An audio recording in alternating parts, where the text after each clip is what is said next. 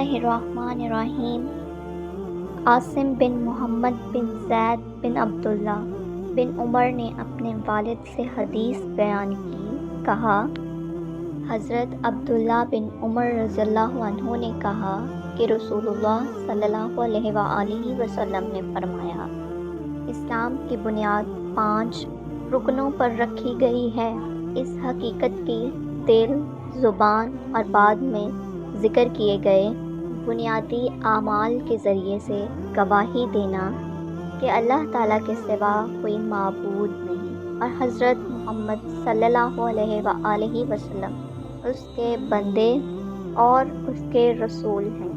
نماز قائم کرنا، زکوٰۃ ادا کرنا، بیت اللہ کا حج کرنا اور رمضان کے روزے رکھنا۔ صحیح مسلم حدیث نمبر 113۔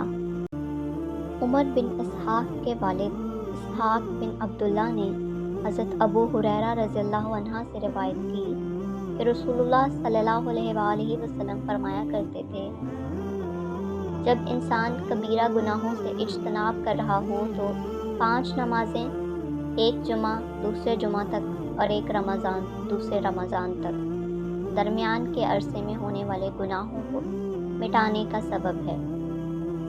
صحیح مسلم حدیث نمبر 552۔ حمید بن عبد الرحمن نے حضرت ابو ہریرہ رضی اللہ عنہ سے روایت کی کہ رسول اللہ صلی اللہ علیہ وآلہ وسلم نے فرمایا، جس شخص نے ایمان کی حالت میں اور اجر طلب کرتے ہوئے رمضان کا قیام کیا، اس کے گزشتہ تمام گناہ معاف کر دیے گئے۔ صحیح مسلم حدیث نمبر 1779۔ سعید بن ابی سعید مقبری نے ابو سلمہ بن عبد الرحمن سے روایت کی کہ انہوں نے حضرت عائشہ رضی اللہ عنہا سے پوچھا، رمضان میں رسول اللہ صلی اللہ علیہ وآلہ وسلم کی نماز کیسے ہوتی تھی؟ انہوں نے جواب دیا، رسول اللہ صلی اللہ علیہ وآلہ وسلم رمضان اور اس کے علاوہ دوسرے مہینوں میں فجر سے پہلے 11 رکعتوں سے زائد نہیں پڑھتے تھے۔ 4 رکعتیں پڑھتے، ان کی خوبصورتی اور ان کی طوالت کے بارے میں مت پوچھو، پھر 4 رکعتیں پڑھتے، ان کے حسن اور ان کی طوالت کے بارے میں بھی نہ پوچھو، پھر 3 رکعتیں پڑھتے۔ حضرت عائشہ رضی اللہ عنہا نے کہا، میں نے عرض کی، اے اللہ کے رسول، کیا آپ وتر پڑھنے سے پہلے سو جاتے ہیں؟ تو آپ صلی اللہ علیہ وآلہ وسلم نے فرمایا، اے عائشہ، میری آنکھیں سوتی ہیں اور میرا دل نہیں سوتا، وہ بدستور اللہ کے ذکر میں مشغول رہتا ہے۔ صحیح مسلم حدیث نمبر 1723۔